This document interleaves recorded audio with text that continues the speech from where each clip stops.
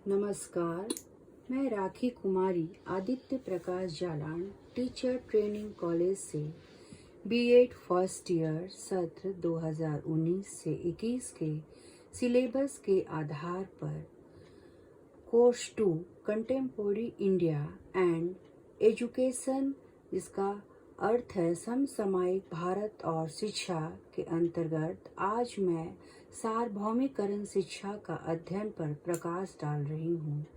इसमें 1, 2, 3, 4 यूनिट है, जिसमें हम 4 यूनिट का अध्ययन करेंगे। अतः सभी छात्रों से नम्र निवेदन है कि इस पर ध्यान दें एवं मुख्य बिंदुओं को नोट करें। चलिए आगे चलते हैं। आज का शीर्षक है सार्वभौमिकरण। इसकी अवधारणा को हम आज जानेंगे।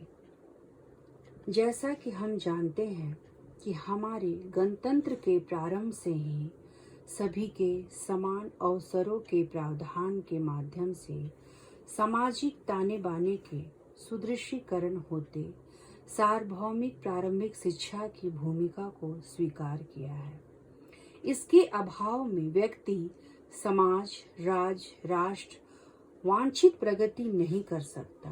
सर्वप्रथम इसका प्रयोग इंग्लैंड में किया गया।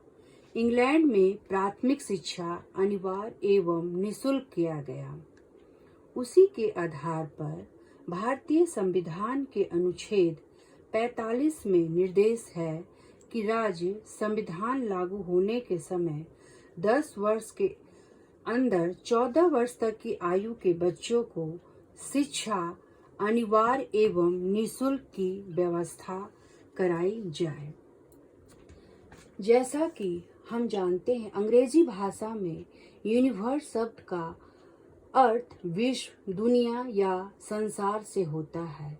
इसी यूनिवर्स शब्द से यूनिवर्सलाइजेशन शब्द की उत्पत्ति हुई, जिसका अर्थ है सार्वभौमिकरण, सार्वजनिकरण हो जाता है। इसी प्रकार जब कोई बीमारी सारी दुनिया में फैल जाती है तो लोग यह कहते सुने जा सकते हैं कि यह बीमारी तो सार्वभौमिक हो गई है। यह अभी 2020 में कोरोना वायरस नामक महामारी ने पूरे विश्व में सार्वभौमिक हो चुका है। यह अभी जीता जागता हमारे लिए उदाहरण है।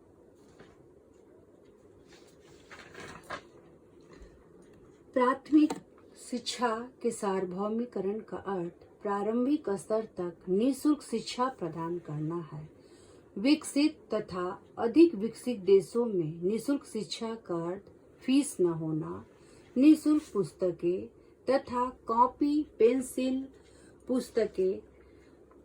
पेंसिल आदि निःशुल्क दोपहर, जिसे हम मिड डे मील का भी भोजन तथा निःशुल्क स्कूल परिवहन इत्यादि है। शिक्षा में यह सार्वभौमिकरण सबसे अधिक प्राथमिक स्तर पर आवश्यक है।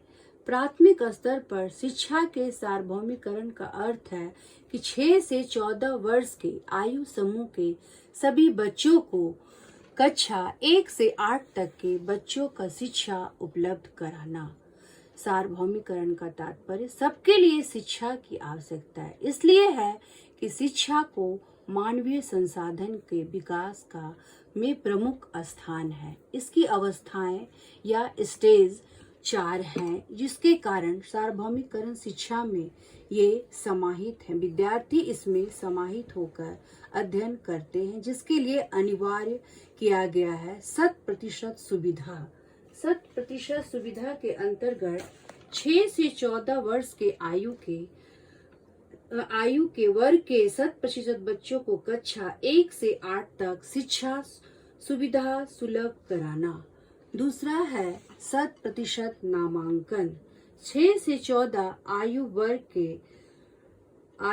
के बच्चों को 1 से 8 तक में नामांकन कराना। 100% धारणा। इसमें यह धारणा बनाई गई है कि विद्यालय में रोके रखना, उन्हें बीच में छोड़कर न जाने देना। 100% सफलता। 100% सफलता बच्चों को कक्षा 8 तक उत्तीर्ण करना है, ताकि इसी लालसा से बच्चे सार्वभौमिक शिक्षा का फायदा उठा सके। आगे हम देखेंगे कि शिक्षा के सार्वभौमिकरण के क्या उद्देश्य हैं। इसके उद्देश्य को देखते हुए इसके उद्देश्य निम्नलिखित हैं। बालक का शारीरिक, बौद्धिक एवं मानसिक विकास करना, अर्थात शारीरिक विकास के लिए संतुलित एवं पौष्टिक भोजन आवश्यक है, जो यह शिक्षा के द्वारा ही पूर्ति की जाती है। बालक को हमेशा अच्छे वातावरण में रहकर शिक्षा लेनी चाहिए, जिससे उसका बौद्धिक एवं मानसिक स्तर सही रहे। दूसरा है बालक का नैतिक एवं चारित्रिक विकास करना। इसके अंतर्गत बच्चे का नैतिकता व चारित्रिकता प्रभाव बच्चे के जीवन में पड़ता है। इसमें आज्ञा पालन, कर्तव्य परायणता, सत्यता, ईमानदारी, दया, परोपकार आदि गुण बच्चे परिवार एवं माता पिता एवं विद्यालय से सहज ही ग्रहण कर लेते हैं। नेक्स्ट है बालक का सांस्कृतिक विकास करना।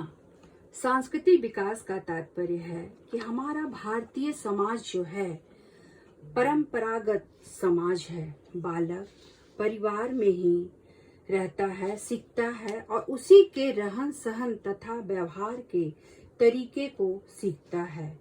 उसके अंतर्गत भला बुरा, सत्य असत्य, उचित अनुचित की धारणा, परिणाम इत्यादि, क्या अच्छा क्या बुरा, उसका अनुसरण करते हैं, जिससे इसका सांस्कृतिक विकास आगे की ओर बढ़ता है।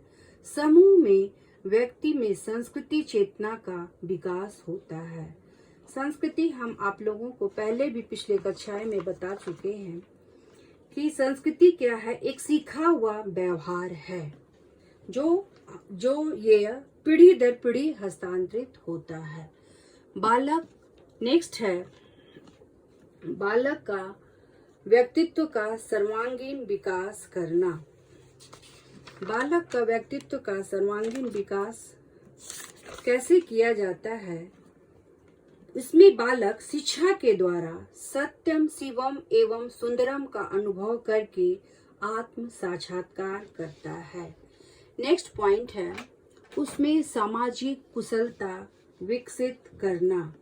सामाजिक कुशलता का तात्पर्य है समाज में रहकर हम विभिन्न नाना प्रकार की क्रियाओं में भाग लेते हैं, जिससे सामाजिक भावना की जागृति, दया, प्रेम, सहनशीलता, सहानुभूति, सहयोग तथा परोपकार इत्यादि अपने भावी जीवन के कार्य को करते हुए हम यह शिक्षा पाते हैं।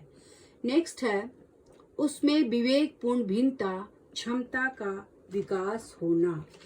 विवेकपूर्ण भिन्नता क्षमता का विकास होना का कहने का तात्पर्य है कि जब बालक विवेकपूर्ण हो जाता है तो उसमें भिन्नता, व्यक्तिगत भिन्नता मीन्स उसके विषय में भिन्नता का क्या सही है क्या बुरा है वो उसको ज्ञान हो जाता है। जैसे प्रत्येक बालक की रुचियां, अभिरुचियों तथा जन्मजात शक्तियों तथा योग्यताओं को स्वतंत्रता पूर्वक वह विकसित करता है। सामाजिक समायोजन। नेक्स्ट है सामाजिक समायोजन कौशल विकसित करना। सामाजिक समायोजन मीन्स एडजस्टमेंट, कैसे वो समाज में रह के अपने कौशल को विकसित करता है और शिक्षित होता है। हमारे समाज में हमेशा संघर्ष की स्थिति उत्पन्न हो जाने पर यह समायोजन प्रयत्न किए जाते हैं। व्यक्तिवादिता का प्रतिनिधित्व से समायोजन करता है। एक समूह से व्यक्ति दूसरे समूह के साथ जो समायोजन करता है ताकि उसकी आवश्यकता की पूर्ति हो सके और वह शिक्षा ग्रहण कर सके। नेक्स्ट पॉइंट है सांप्रदायिकता का समूल नाश। सांप्रदायिकता का आशय है दंगे फसाद, लड़ाई झगड़े।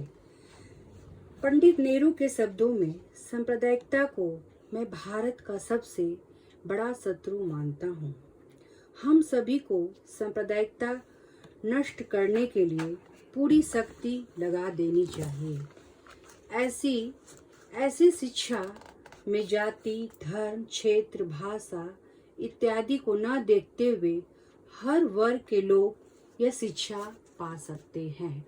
हमारा यह शिक्षा के सार्वभौमिकरण के उद्देश्य के बाद हम शिक्षा में सार्वभौमिकरण की आवश्यकता एवं महत्व को देखेंगे कि इसकी क्या इम्पोर्टेंस है एवं नीड है।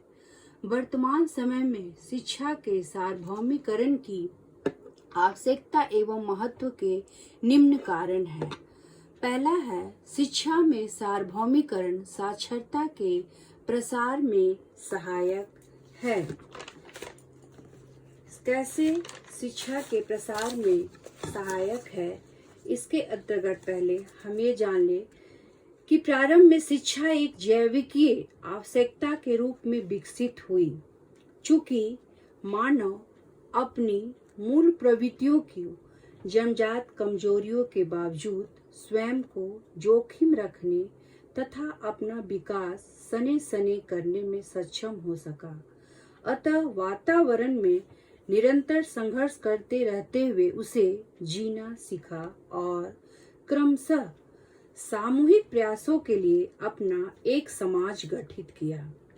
क्योंकि समाज के प्रत्येक वर्ग व्यक्ति को शिक्षा की सुलभता और सुगमता की आवश्यकता होती है, अतः शिक्षा का संबंध किसी वर्ग या समूह से नहीं है, बल्कि इसका संबंध देश की जनता से है।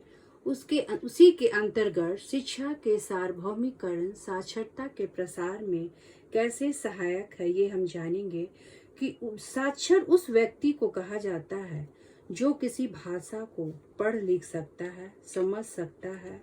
इसकी आवश्यकता इसे बहुत जरूरी है, ताकि साक्षर व्यक्ति ही दैनिक आवश्यकता के कारण आत्मनिर्भर होता है, घर के हिसाब किताब एवं क्रय विक्रय में सक्षम माना जाता है। दूसरा है, शिक्षा का प्रमुख उद्देश्य व्यक्ति का सर्वांगीण विकास है तथा शिक्षित व्यक्ति ही स्वयं के विकास के साथ साथ समाज एवं राष्ट्रीय विकास में योगदान करता है। थर्ड नंबर है, विज्ञान एवं तकनीकी विकास का लाभ उठाकर सामाजिक विकास में सहयोग प्रदान करना भी है।